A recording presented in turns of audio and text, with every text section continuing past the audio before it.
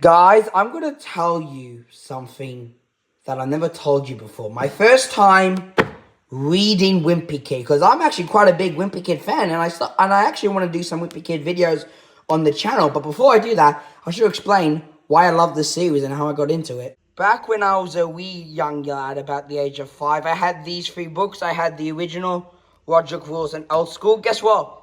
Did not think a thing about these. Like, I had them as books, never read them, never did anything with them. I just had them. But that all changed one day when I had to read a book in school. So I was 4th grade in primary school and you had to read a book. So I decided to read this because, 1, it was my favorite color, still is, light blue. And 2, like I said, I knew that Wimpy Kids exist. And so I picked it up. And guess what? I absolutely loved it. So I decided I would get the newest book, which at the time was The Meltdown, and I never read it, and I still never had, but I have it in my collection. And for some reason, when it came out, the Awesome Friendly Rally spin-off book, I got that. I read through it.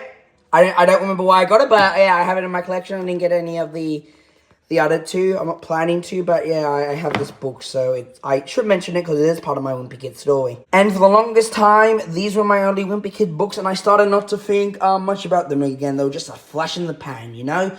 That was until 2022 when I was on holiday and Mom's like, oh, you're gonna read a books. So I went to the bookshop and got Diaper Overload because, like I said, I was familiar with the Wimpy Kid series, but I didn't think much about it. But I picked up this book, and I fell in love with it even more than I did before. I became obsessed with Wimpy Kid the next year, which was 2023. 2023 was the peak of my Wimpy Kid obsession. I scrambled to get all the other books. My high school I was going to at the time had copies of the first book, The Last Straw, and Hard Luck. Read through all of them, had a great time as well. I got the Wimpy Kid Dude Yourself book and just filled it out. I had a great time doing that. That was a lot of fun. And on YouTube, I would continuously watch and rewatch the Cranium Shaker scene and all the little animated scenes from the Dog Days movie. I still need to watch the whole movie. That is on my to-do list. I got a Wimpy Kid board game, which came with little figures, and I actually put the Greg one on my display. He's the main character in the books.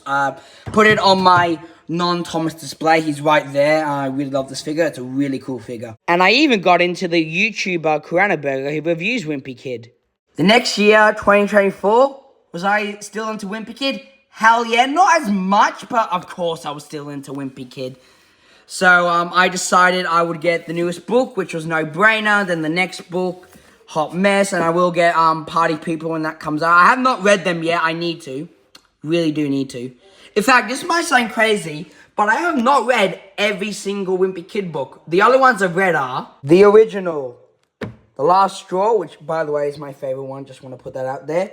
Cabin Fever. Hard Luck.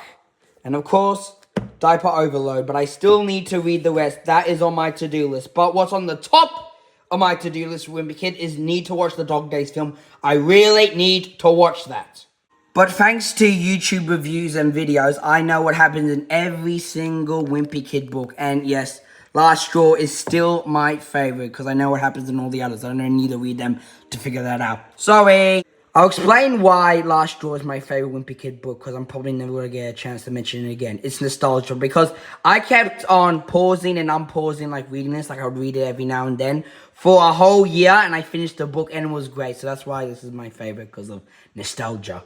So that, guys, was my history with Wimpy Kid. I hope you enjoyed it. I had a lot of fun reminiscing and all that stuff. And I really want to get into Wimpy Kid videos. They won't be as freaky as my Thomas videos, not by a long shot, but, you know, a little Wimpy Kid video every now and then, you know? So, yeah, stay tuned for Wimpy Kid videos.